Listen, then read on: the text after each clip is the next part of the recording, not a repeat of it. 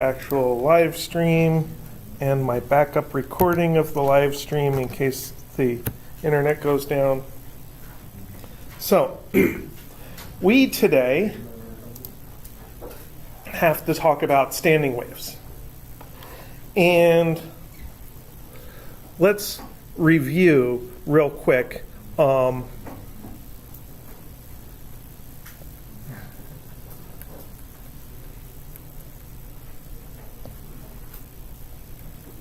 something about all oscillating waves. We have F is the frequency in hertz, which are sometimes called cycles per second, and lambda is the wavelength in meter.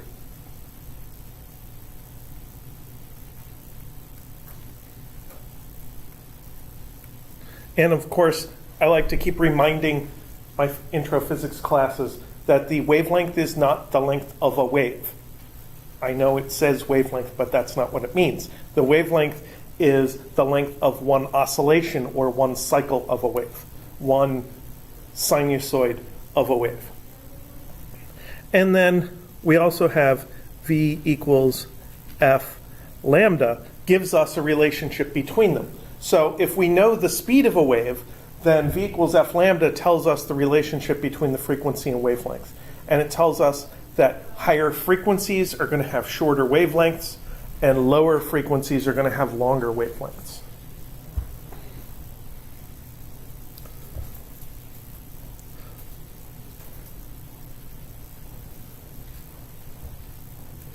So one of the things we're going to talk about, especially when we start doing optics, is the idea of reflection.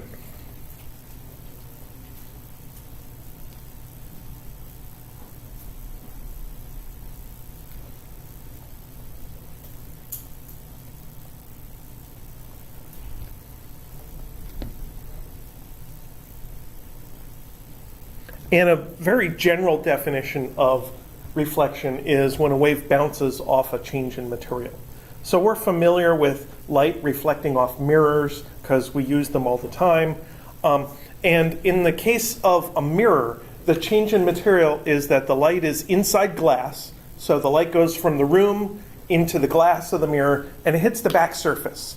And the back surface is a big change of material. Traditionally, it's been silver. I think these days we use aluminum coatings on the back of the glass because it's just as shiny and it's cheaper.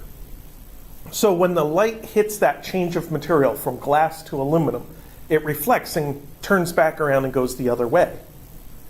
And then goes out of the glass and we get to see the reflection of the light that originally bounced off of us. And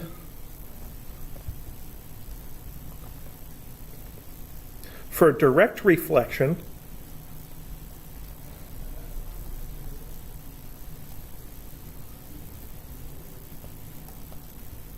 the V goes to minus V. That is, the wave used to be going to, say, the right, and it reflects, and now it's going to the left. And the absolute value of V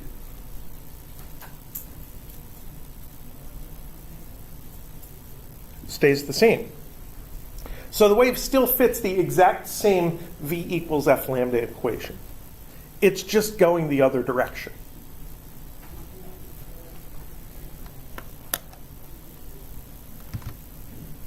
So I have this simulation pulled up of a wave on a string, and it allows me to set the end to be a window where the string just goes out the window and who knows where. And I can shake this end of the string, and you can watch the waves go out the window. And that's a case of not reflection. There's nothing to reflect off because this string is kind of infinitely long. So let's change this to be a fixed end, where the right end is clamped down. Now, if I give this thing a little bit of a wiggle, you can see the wave go down to the other end and reflect and bounce back. And it keeps going back and forth and back and forth. And it kind of settles down and goes down to nothing because there's something that is kind of a non-ideal behavior of waves called damping. This wave is the energy is getting absorbed as the wave travels. I can turn the damping off in the simulation just by taking this slider and dragging it all the way over to the left. And then when I give the wave a shake, it'll just kind of keep going and going and going. Now, one thing I want you to see about this wave is when I shook it, I only shook it up and down about the height of this clamp between the dark C area. But you can see the wave grow bigger than that. Now, if I do this right,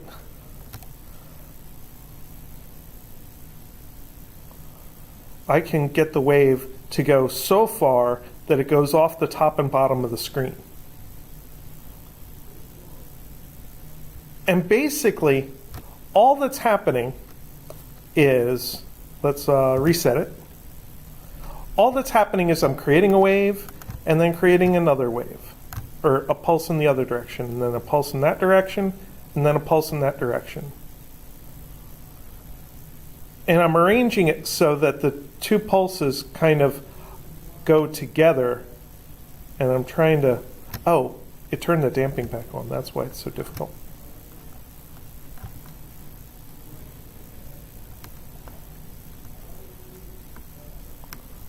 So that when the waves that I'm creating and the wave that's reflecting back from the other end get to the middle, they both kind of splash together and create this huge pulse in the dead center. So that is kind of a rudimentary form of a standing wave. Let me reset this again. And this gives me the ability to have an oscillation instead of a pulse, which gives me more control over it. So let me set the frequency fairly low.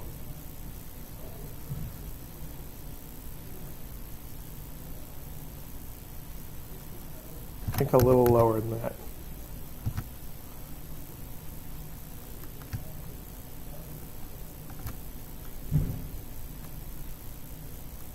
Maybe a little higher than that.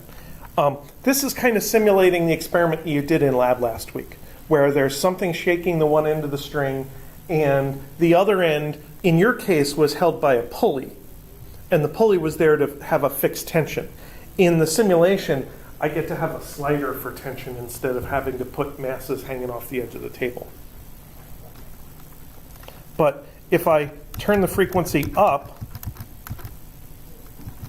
you can see that eventually, let's see, should be around there. Eventually we get to the point where you can almost see that there's two oscillating sections of the string. And there's a point in the middle that's not oscillating very much at all.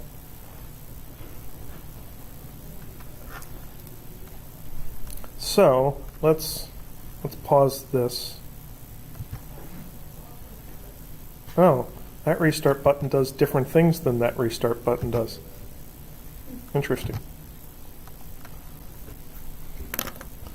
So,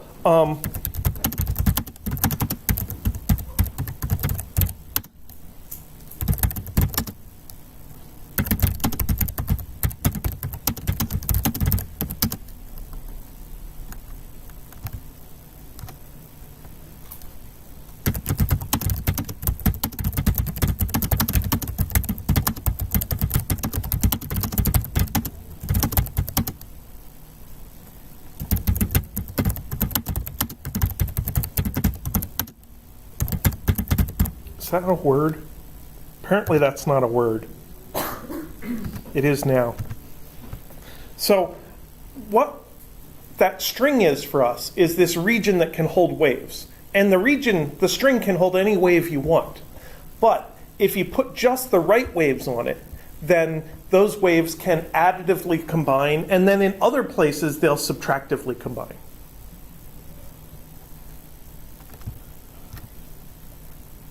And basically the rule of thumb is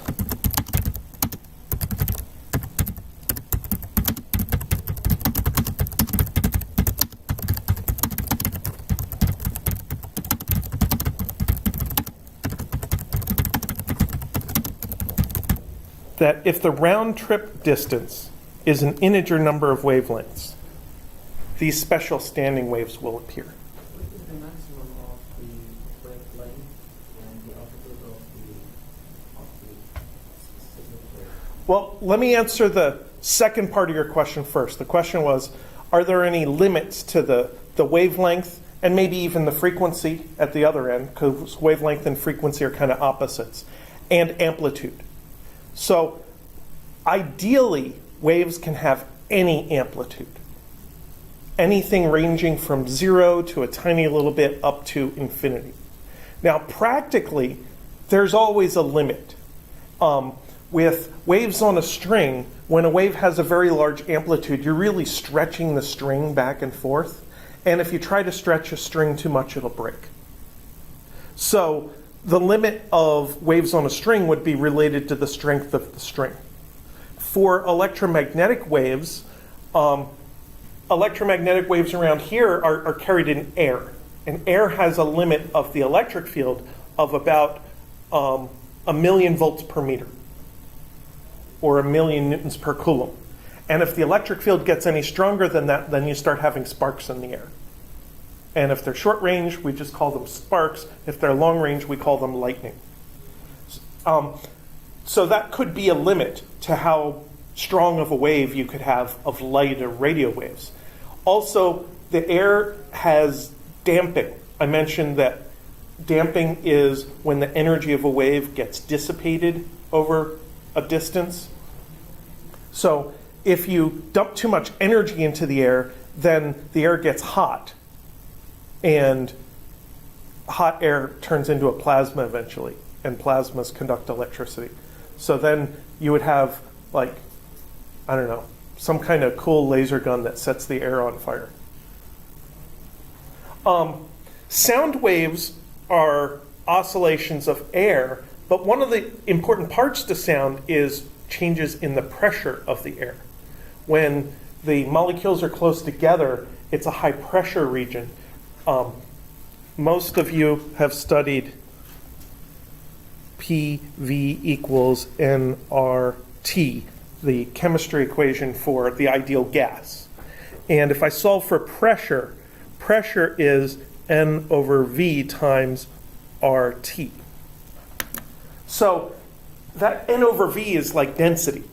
If you just multiply it by the mass of a molecule, it is the density. Or by the molar mass, it turns into the density. And that equation tells us that the density is related to the pressure. Now, with the sound waves, the pressure can go up as high as you want, but the pressure can only go down so far. Eventually, you run out of molecules, and your pressure is 0. And there's no such thing as negative pressure. You can't have less pressure than a vacuum. So with sound waves, you have this limit of, you can't get much more than some fraction of atmospheric pressure in your sound wave before it literally starts tearing air apart. So the maximum amplitude really depends on what kind of wave you're talking about.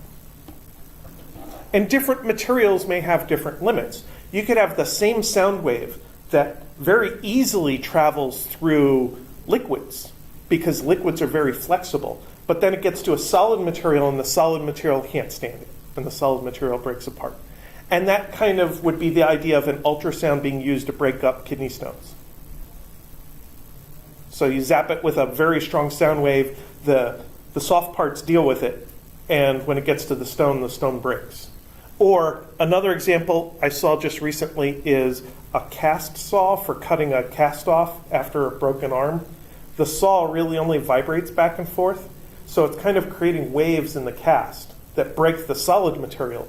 But if it accidentally touches your skin, it's no big deal. It just vibrates. So different materials can have different limits on amplitude. But how can you relate it to the frequency? So the amplitude and the frequency wavelength relationship are completely separate topics. Okay. So now with the frequency and wavelength, the wavelength can only be as small as like features of the material. So for like air molecules, there's a particular distance between air molecules. If you try to have a wave with a wavelength that small, then you won't have enough molecules to draw the shape of a sine wave in the pressure of the air. Because PV equals nRT isn't really about individual molecules. PV equals nRT is about gas. And to have a gas, you have to have like Avogadro's number of molecules. Or maybe you could deal with a few million times less than Avogadro's number, but you can't get down to 1 or 10 molecules. It's got to be a lot of them. So the spacing between air molecules is probably in the order of micrometers.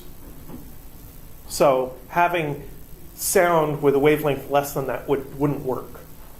And then on the other hand, how could you have a really large wavelength? Well, a large wavelength, you'd have to have enough air to actually carry the wave, because you could increase the pressure of the room all at once, and the graph of the pressure in the room would be this big flat graph. But if you wanted to have a sound wave in the room, you'd have to be able to draw a sine wave on a graph of the room. So the size of your room limits how low the sound waves can be. And if you try to go less than that, then really all you're talking about is oscillations instead of waves. You can still oscillate the pressure. Lots of pressure, little pressure, lots of pressure, little pressure. But if the wavelength is too big, the wave doesn't go anywhere, it's just in place. And that's these guys that put super strong subwoofers in their car and then play deep bass music. Those sound waves have wavelengths that are a few meters, several meters long, but the car isn't that big. So really it's just oscillating the pressure inside the car. With light is a little weird because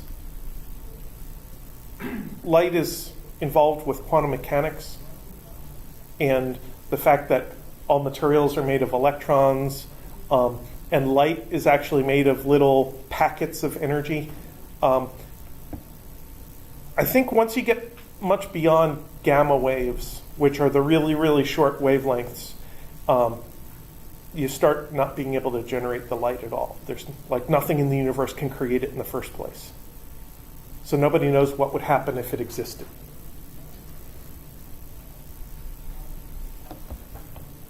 As you can tell, I'm interested in all of this stuff, and I've thought about all these things. But there's some things we can do calculations with, and there's some things that we can merely think about. So when it is talking about optics, that situation there with reflectors on both ends, would that be considered the amplification? When it takes place in a laser chamber? Amplification and reflection are separate. Reflection involves the same energy being redirected back. Amplification involves adding some energy. So, in the case of this simulation, if I make it oscillate with very little damping, let's bring the frequency down a little bit.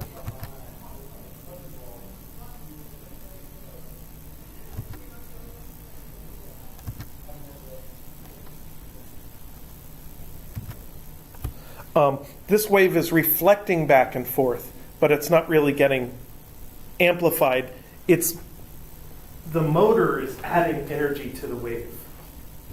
That's why it keeps growing and growing, and then later at different times the motor ends up taking energy away.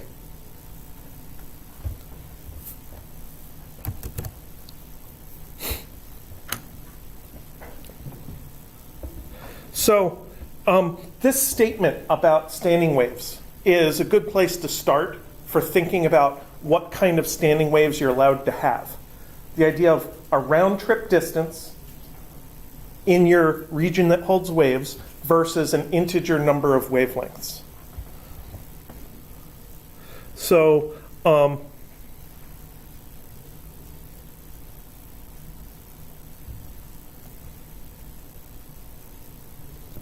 the round trip distance is twice the length of the cavity. If you go down and back, you've made a round trip. And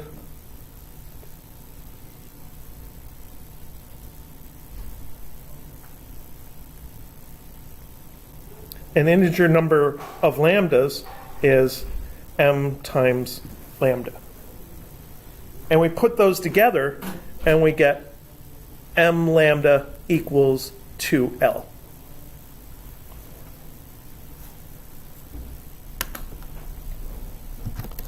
And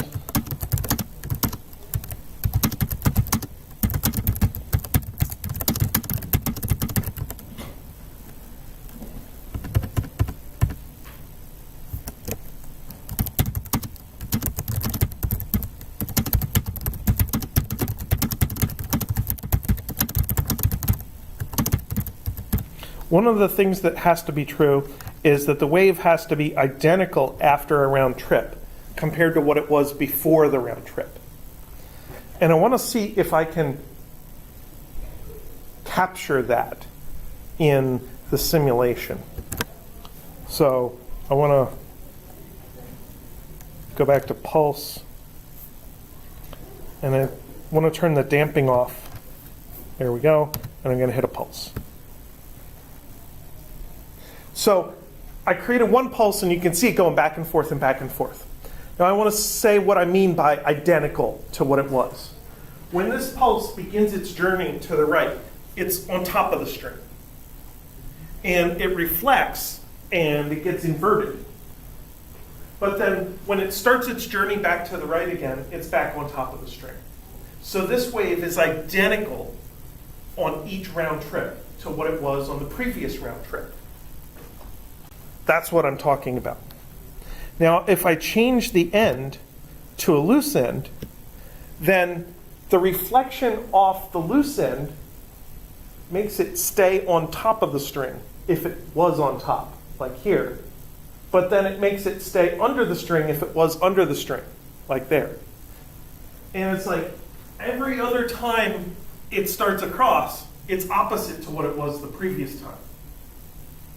So this wave actually has to go, okay, here's 1, back, 3, 4.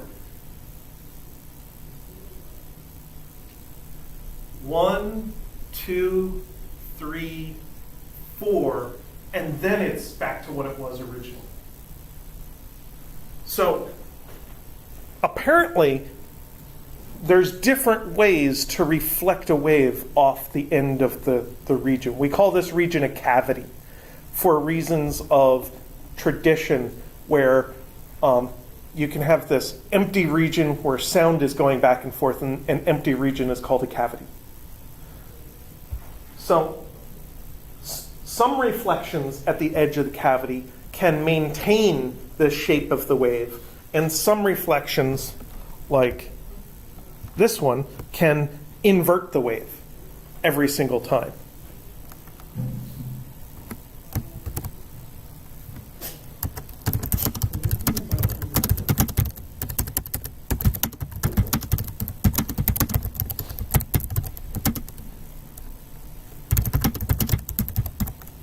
So what do I mean by m lambda?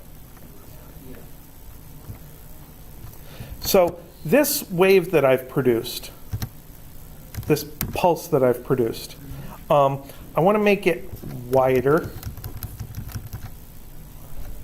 Okay, so let's restart. Let me hit it. There we go. This pulse, it had a particular amount of time, but that amount of time made it have a particular width. And this width turned out to be exactly half of the length of the cavity. So if I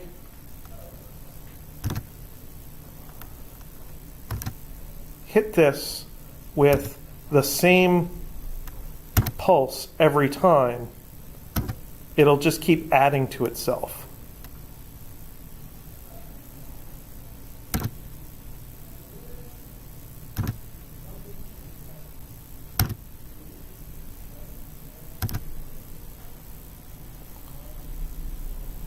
I'm afraid I can't do it with this.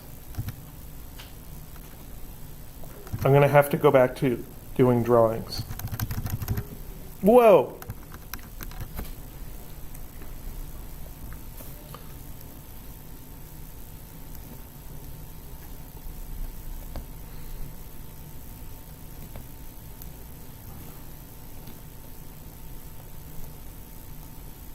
So we're basically talking about what this value m does to the shape.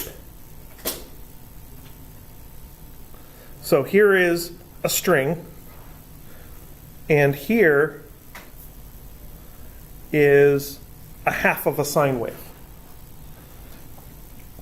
And then I'm going to draw the reflection as kind of a dashed line. So this is m is equal to 1, lambda equals 2L. So this is the biggest, broadest wave that fits onto the string, but is clamped at both ends. And in this case, if we set m equals 1, then the m lambda, the number of wavelengths, is just 1. And then the round trip distance is twice the length. It's down and back. And then we're back where we started. So what does m equals 2 do? Well, we could solve for lambda. And if m equals 2, let me write it here, m lambda equals 2L, because I'm going to scroll that off the top of the screen. Then lambda is just L, because we can divide both sides by 2. So I can draw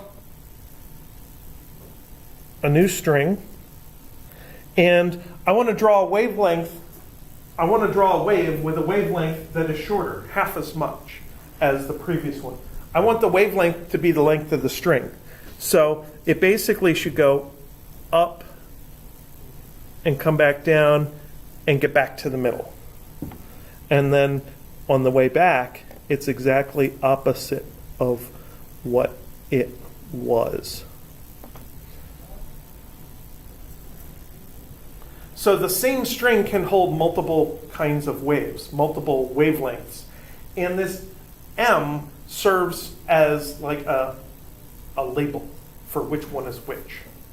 But it's not just a label, it is also a number that fits in the equation. And I always like to draw at least a third one.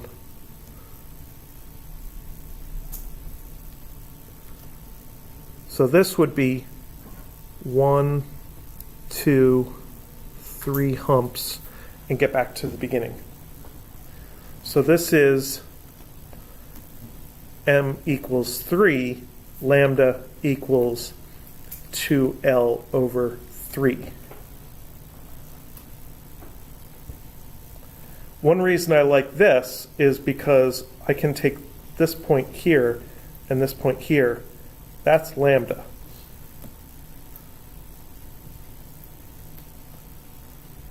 The full sine wave, including the top part, the positive part, and the negative part, is a cycle. So that lambda only reaches to 2/3 of the string, which is exactly what our formula tells us about the relationship between lambda and L if m is equal to 3. So the same string can hold many different standing waves, as long as they fit this equation and m is an integer.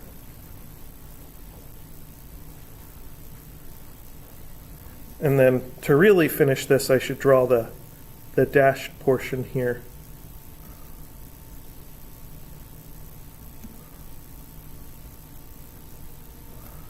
To represent that standing waves don't really stand, they always shake, they always oscillate.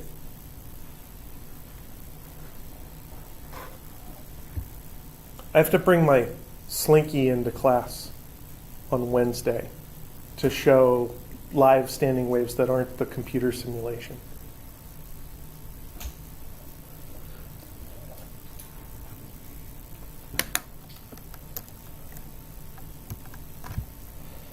So,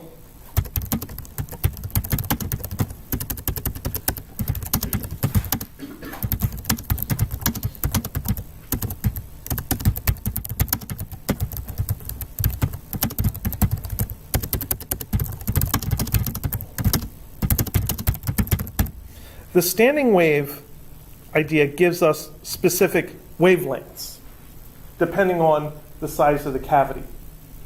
But you can create waves in one material and kind of conduct those waves into a different material.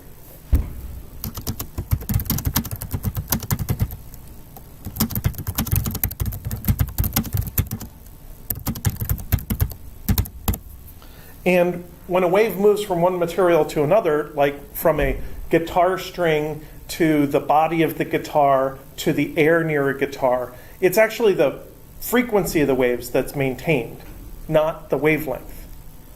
So we want to take our wavelength picture and figure out what happens to the frequencies. So in general, V equals F lambda tells us that F equals V over lambda. The frequency is related to the inverse of the wavelength. So this is F equals V over 2L. This is F equals V over plane L. And this is F equals 3V over 2L.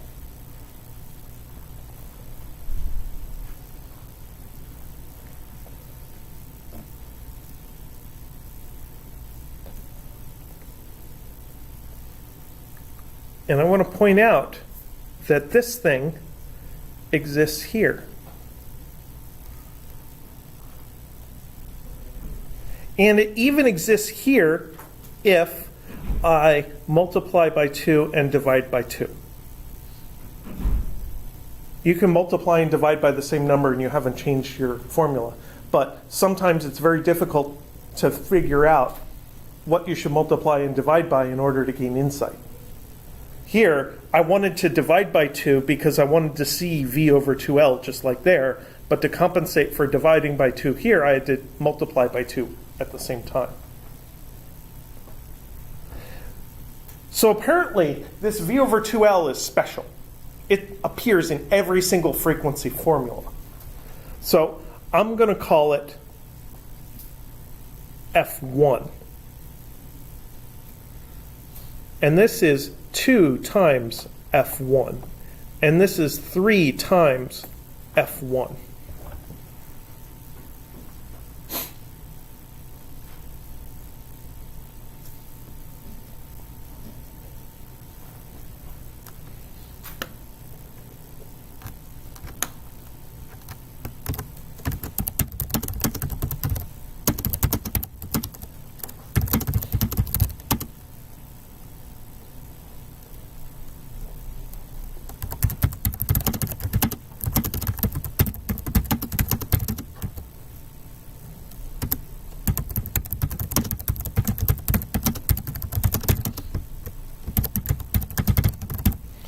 So once we solve for a bunch of these things, we see the pattern, and we see that each standing wave has a frequency that's a multiple of the original frequency.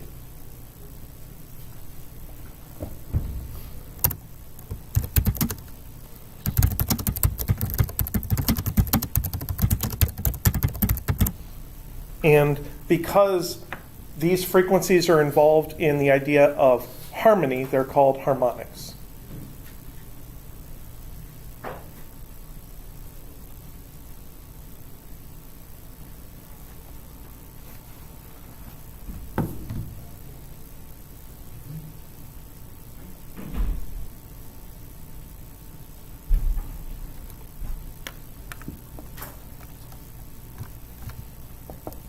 So let's see what's on the equation sheet for this,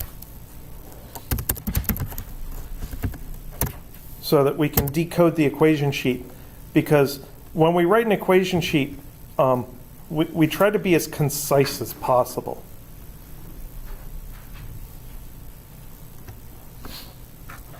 So there's the standing wave section, kind of toward the bottom of the oscillations and waves area. And we've been talking about waves with similar ends. And with similar ends, the round trip distance, 2L, has to be an integer number of wavelengths. And I guess I should call it M here on the right. But each frequency is an integer multiple of the original frequency. And every single M value produces a legitimate standing wave that can appear on that string. And in the lab, usually you could see, some of you miss the M equals 1 wave, but usually you could see the M equals 2 wave, the M equals 3 wave. Most people could see the M equals 4 wave, and by the time you got to M equals 5, it got kind of tough to see it and tough to tune it just right. So most people stopped taking data by that point and only got 3 or 4 waves. And that's okay. But each one of those should have a frequency that is closely a multiple of the fundamental frequency. And for a lot of the students in my lab section, the fundamental frequency was around 20. So it was 20-ish, 40-ish, 60-ish, 80-ish were the frequencies that were involved. So in the standing wave section, those are the formulas that I put there for the similar ends.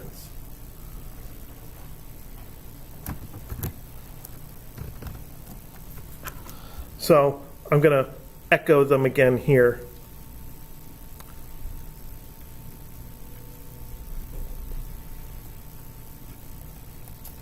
So we have 2L equals M lambda, and F is equal to M times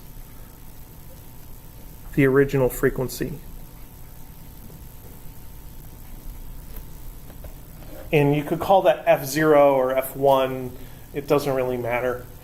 It's basically the frequency for M equals 1.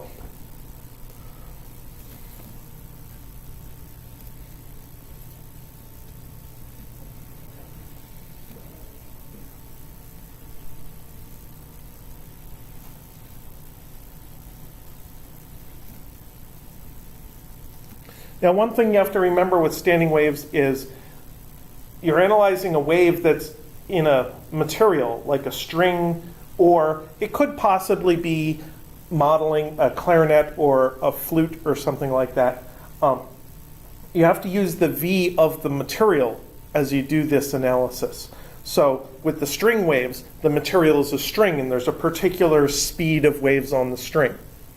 And hopefully you found that you could use the wave experiment to deduce the mass per unit length of the string, as long as you graphed V squared versus the tension. And as it turns out, for waves on a string, the tension and the mass per unit length are combined together to produce the speed of waves on a string. But the speed of waves on a string is not necessarily the speed of sound. But the waves are, the oscillation on the string, which has a particular frequency, makes all the sound molecules in the area vibrate at that same frequency. All the air molecules vibrate carrying the sound.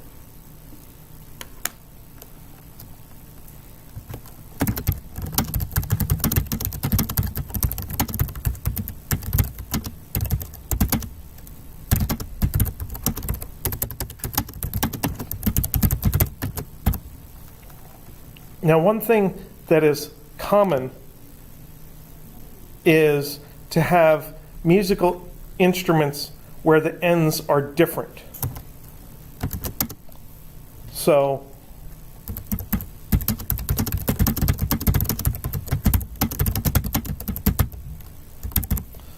a pipe, for instance, can have one end closed and one end open.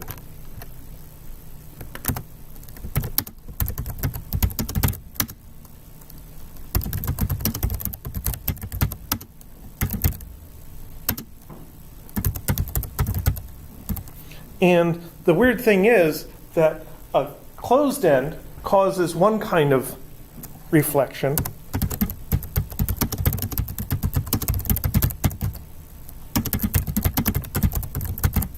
and the open end causes reflection without inversion.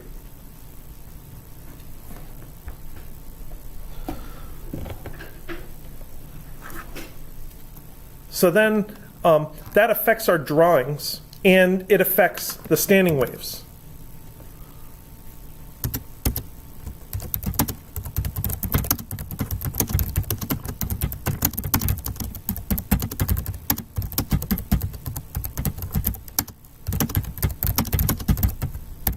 And the standing waves that end up fitting in this situation have to be open or closed to match the ends.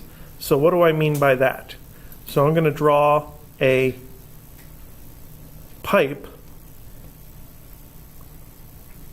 like that, and I'm going to draw a wave. So I'll start by drawing a line down the middle to represent zero oscillation, and then I'm going to draw the biggest, broadest wave I can fit.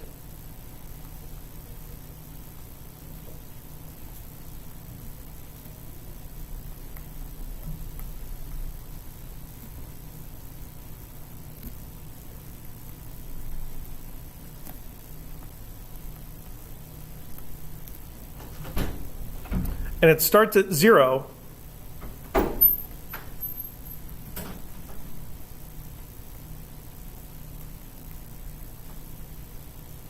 And it ends at the first peak. Then there's the negative portion, which I like to draw sometimes as a dashed line.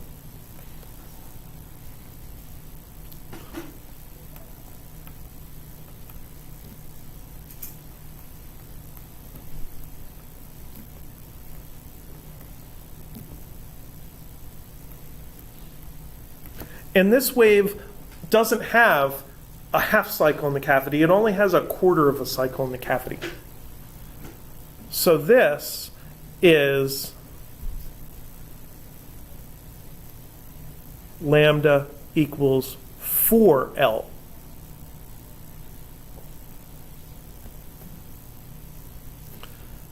Then I want to draw the next one.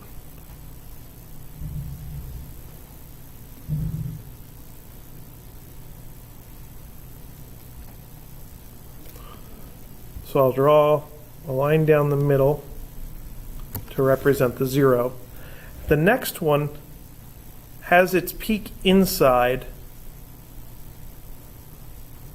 and basically the next peak of the sine wave is the negative peak of the sine wave.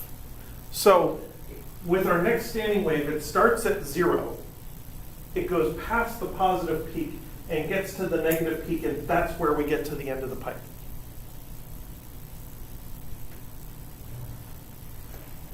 And if I draw the negative portion, then it goes like this.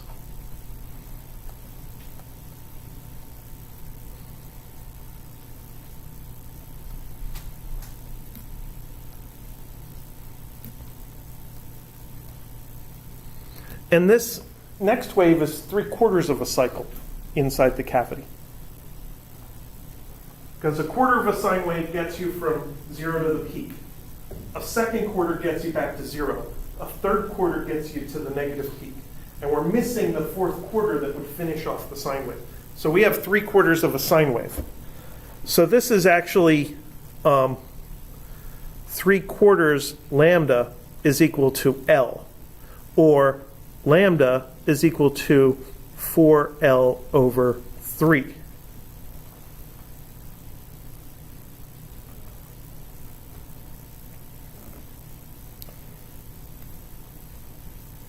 And the next one is going to be tough to draw. It's 4L over 5.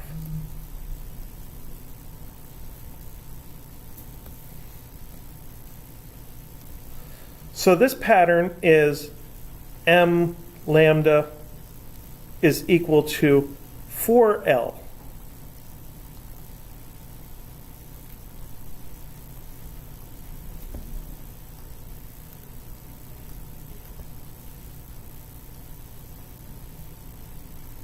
But we're only allowed to have the odd M's. Not odd L's, odd M's.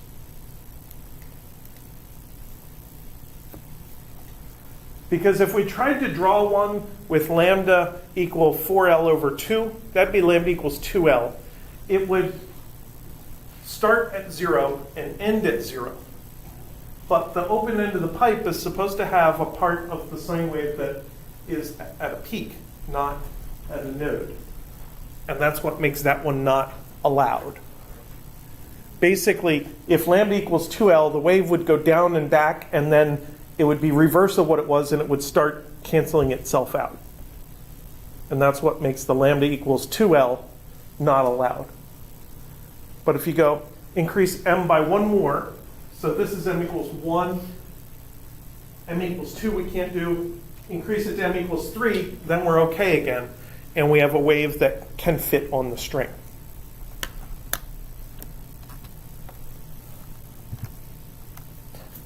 Now I can do this with the slinky. I don't know that I can do this with this.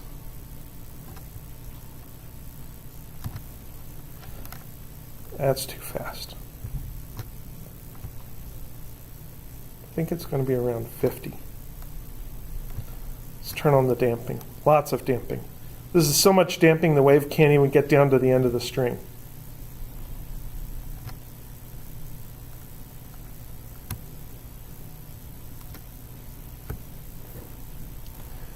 So this looks like it's kind of close to the M equals 3. There we go. So our wave starts at 0, it goes past the first peak, and it's basically just at the next peak. And then it's back to here. It looks like this peak may be actually 1 or 2 beads on the string to the left of the end, which means the wavelength is a little too short, which means my frequency is a little bit too high, which means I should adjust it down a notch.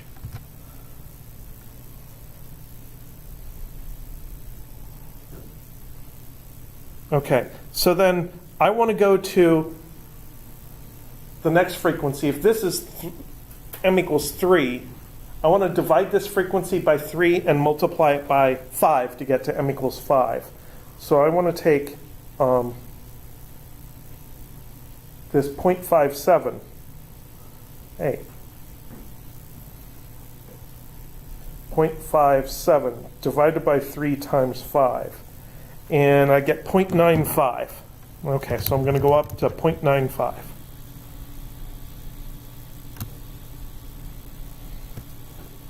Now the damping is taking away that old 0.57 frequency over a period of time. And by now, it should be just that frequency. Perfect.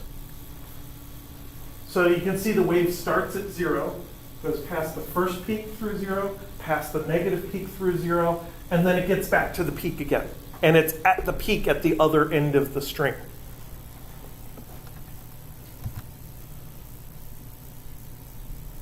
And if I take the damping away now,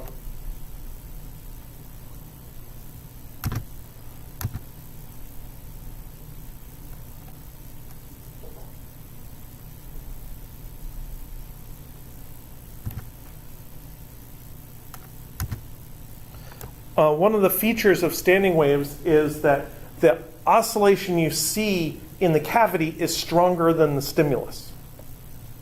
So the original oscillator was only going up and down the diameter of the wheel at the bottom, but you see the waves are gigantic. And that's what happened with your waves on the string in lab also. The string oscillator was only shaking up and down maybe a half a centimeter, but when you got the good oscillations going at like m equals 2, you could see the string itself shaking up and down a full 2 or 3 centimeters.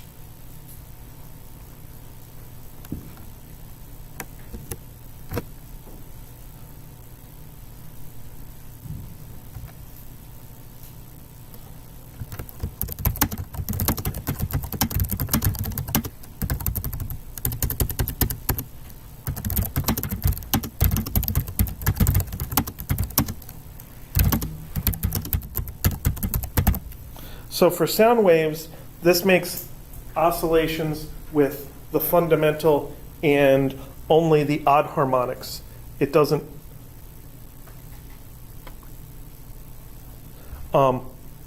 include the even harmonics. And it makes a different sound. It makes the sound different.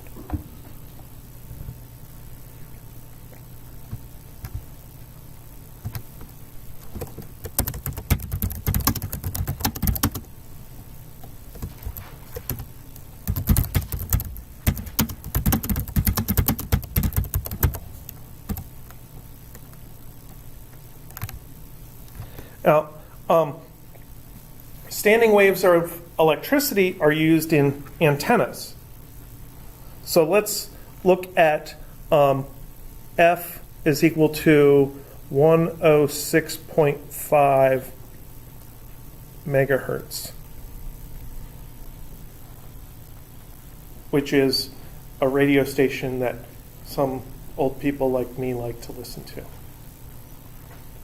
And let's use a V of 3 times 10 to the 8th meters per second and figure out the lambda. So here, the lambda is V over F is 3 times 10 to the 8th over 106.5 times 10 to the 6th. 3 times 10 to the 8th divided by 106.5 E6 is 2.8 meters.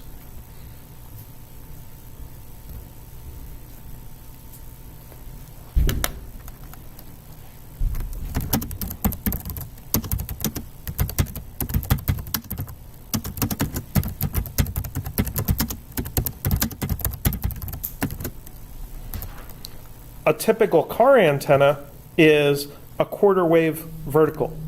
And it's a quarter wave for exactly the same reason that this L of this first cavity is a quarter of a wavelength. If lambda is 4L, then L is a quarter of lambda. So lambda over 4 is 2.8 meters over 4 is 0.7 meters. And some cars have internal antennas, but a lot of cars have an external antenna, and it's about 0.7 meters long. And it's attached to one of the fenders, either in the front or in the back, and it gets torn off in a car wash. Well, hopefully not, but that's how they decide how long the antenna is supposed to be, is by making it approximately a quarter of a wavelength long.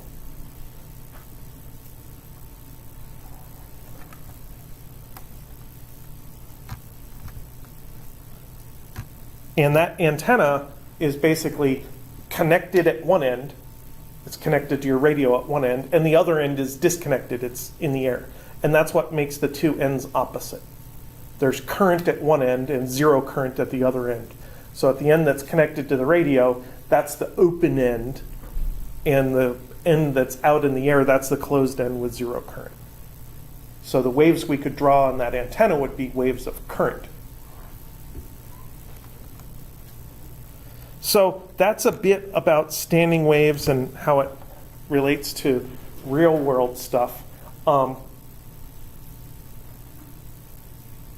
Any questions?